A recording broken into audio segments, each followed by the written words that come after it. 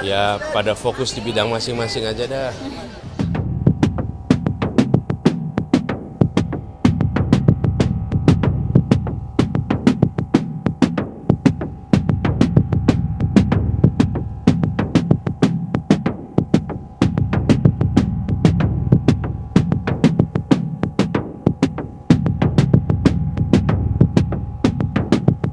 Ya cukup, yuk.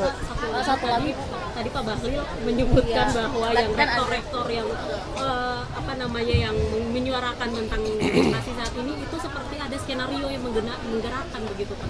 Pak Bahlil menuding bahwa ada skenario menggerakkan untuk para rektor itu memberikan pernyataan terkait demokrasi saat ini. Ya pada fokus di bidang masing-masing aja dah. Yang ngurusin investasi, fokus investasi. Supaya investasi kita lebih padat karya daripada padat modal. Kalau enggak nanti semua ngurusin pilpres, republik ini harus jalan. Jadi kalau Menteri Investasi usul saya biar konsentrasi aja urusan itu. Kalau tidak malah menggambarkan bahwa sebetulnya selama ini ada rekayasa ya. Gitu. Pak, tapi masuk akal nggak sih Pak? Itu kan gerakannya masif ya Pak. Sudah ada 59 sekarang kampus yang deklarasi, bahkan bisa lebih. Ini masuk akal nggak sih kalau dibilang skenario? Saya gini kira-kira,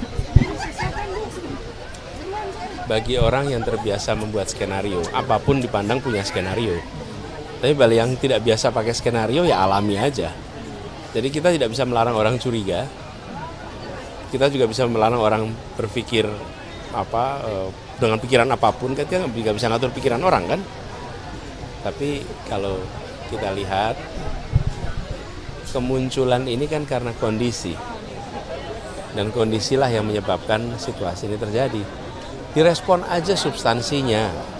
Jangan terlalu banyak membahas soal siapa, bergerak di mana, kampus apa, isinya lah yang direspon. Jangan siapanya dan bagaimananya. Bapak terakhir, ini banyak.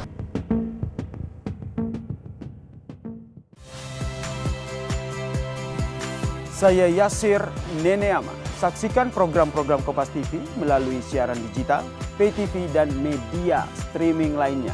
Kompas TV, independen, terpercaya.